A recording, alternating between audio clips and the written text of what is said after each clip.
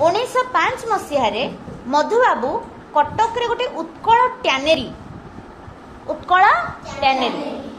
ना रे गोटे जोता कारखाना कौन बसैले जेमिति स्टील कंपनी आमर अच्छे जिंदल स्टील आलुमिनियम रहा कौन नाल्को सेमिति जोता कारखाना गोटे तांकर से कारखाना ना थिला कौन उत्कल टैनेरी। उत्कल अर्थ कौन ओडिशा। Very good. से समय ओडिशार ना थिला कौन उत्कल तेणु से अनुसार देले उत्कल टैनेरी। तो सही कारखाना गोरु महिषी मेढा गोधी और कुंभीर चमड़ारू ओडिया कारीगर माने सुंदर और मजबूत जोता तैयारी करथुले।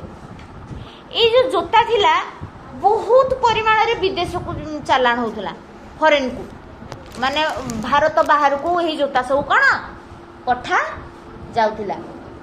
सेथि पई तांको टाइम रे ये जो चमड़ा जोतार बहुत ना थिला कि ओडिशार चमड़ा जोता उत्कल टैनेरी चमड़ा जोता होजी विदेश रे कौन नंबर 1। ओडिशार बहुत ना थिला से टाइम समय रे हैला। तो कौन किंतु मधुबाबूकर गोटे कौन अभ्यास थिला टिके जदि काम रे खैचा देखिबे खैचा कहले भूल गड़बड़ किछि भी खाली रागी जीवे सांगे सांगे जदि देखिबे ए जोताटा रे टिके कोड सूता बाहरी पड़ी जी हे जोताटा सह पुड़ी देबे कि सूताटा बाहरी पड़ी टिके काटी दबो ना सूता कणा बाहरला टिके से टिके टिके टिके टिके काम जदि ठीक भाबरे न देखिले ताकू भलो ला न लागिला से जोता को कौन करुले पोड़ी दौले।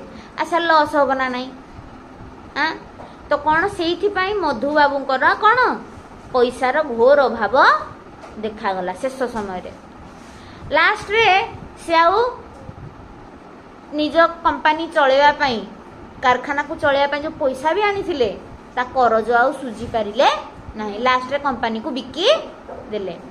से मधुबाबूर जो शेष जीवनटा था पहले बहुत दुखमय था पैसा करज एत कर पूरा माने कौन देख दुर्दिन अवस्था जाइला से चली पार नथिले किंतु सबुठ भल जिनस थिला तांकर खाइबा बहुत साधारण थिला कौन थिला से कौन करुथिले ना से जस्ट तांकर खाइबा थिला माने जेमति कि पोसे ढिंकी कुटा उषुना चाउलर भात कौन कहली पोसे ढिंकी कुटा उषुना चाउलर भात 2-4 खंड अमृतभंडा सिजा किछि क्षीर आउ किछि मदरंगा किंबा हेडेमिचा साग बा भेरी गुड आयुष आ कौन तमें सब मन रखीच पूर्व थर जो गपटा टिके टिके ऊपर ऊपर कही देथिली तमें आयुष तमें मन रखीच भेरी गुड।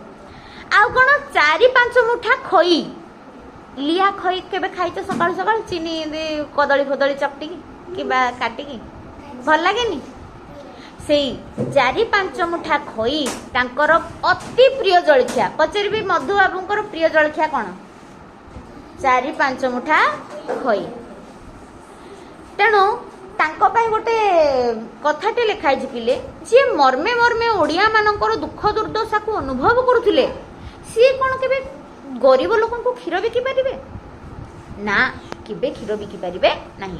आ मधुबाबू थिले ओडिशार प्रथम इंग्राजी पढ़ुआ MA प्रथम वकील प्रथम मंत्री प्रथम बिलात यात्री सबुडारे प्रथम मधुबाबू को कोटे प्रथम थिले फास्ट इंग्राजी पढ़ुआ MA आ कौन प्रथम वकील ओडिशार प्रथम वकील किए मधुबाबू प्रथम मंत्री कौन प्रथम बिलात यात्री बिलात कहते बिलात देश को यात्रा करती बिलात यात्रा तेणु से प्रथम बिलात यात्री तांकू देखिले जे कौन लोक मुंड नई दौले से समय एबे भी आम मुंड नई जाऊनी से भल काम कर जाइछंती कौन सब भल काम आगे कहले आमर जो कौन पश्चिमबंग कहला ओडिशा आमर ए मधुबाबू ही कौन केस लड़िकी आम ओडिशा राज्य को कौन पश्चिमबंग ठारू अलग करी ओडिशा गोटे स्वतंत्र राज्य कले केते बड़ काम न करिसंती दे कहल तांको पई आज आमे गर्व रे कहने आमे ओडिया मो भाषा ओडिया कहने नल तो आमे कहतु केमन अच्छो भालो अच्छो নাই আমি ভালো আছি। তো আমি কিন্তু କ'ଣ କେମିତି ଅଛ ଭଲ ଅଛ ଆମ ଭାଷା ଆମ ପାଇଁ ମିଠା ନା ନୁହେଁ। ତେଣୁ କହିଲେ ଆମେ ଓଡ଼ିଆ ଲୋକମାନେ ବଙ୍ଗାଳୀ କହିବେ ନା, ଓଡ଼ିଆ ତ ଅଲଗା ଭାଷା, ଓଡ଼ିଆ ସଂସ୍କୃତି ପରମ୍ପରା ଅଲଗା, ଇଏ କେମିତି ବଙ୍ଗଳା ହେଇପାରେ। ତେଣୁ ଆମର ମଧୁବାବୁ ବହୁତ ବଡ଼ ଦେଇ ଯାଇଛନ୍ତି ନା ନାହିଁ ଗିଫ୍ଟ। 1993 ମସିହା କ'ଣ एप्रिल 1 तारिखरे आमर अनुगुल जिला जमती ढेंकानाल जिला ठू अलगा हो गला, सेमिति 1936 मसीहा एप्रिल 1 तारिखरे आमर ओडिशा पश्चिम बंग ठारू अलगा हो गला। कहा पई? ए मधुबाबू पई। तेणु सी आम जातिर गौरवर नाई, सेठी पई तांको आमे कहू उत्कल गौरव मधुसूदन दास। तांको जन्म केबे सुन केते भल कथा, एप्रिल मासरे सी आम ओडिशा को अलगा करके हमको भेटी देले। तांको जन्म भी एप्रिल मासरे, एप्रिल मास 28 तारिख को मसीहा 1848 1848 कौन कहले 1848 मसीहा एप्रिल मास 28 तारिख रे से कटक जिलार सत्यभामापुर ग्राम रे से जन्म हेइथिले।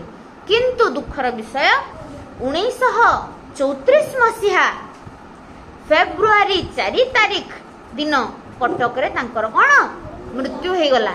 देख पिले 1936 मसीहा रे ओडिशा कोन स्वतंत्र हैला। जो स्वतंत्रता को कोन जो स्वतंत्रता को सी देखि पारिले नाही, किंतु तांको बलिदान पई आमे 1936 रे कोन स्वतंत्र हेई पारिलु। 1934 रे सिना हम से छाड़ दे की पळेले, तांको शरीर त्याग कर दे की, किंतु तांको पई ही आमे 1936 मसीहा रे कोन ओडिशा को स्वतंत्र राज्य रूपे पाई पारिलु। भल लागिला ना नाई पिले? मधुबाबू केते महान लोक थिले ना। तेणु आमे सेठी पई तांको उत्कल गौरव मधुसूदन दास। Thank you.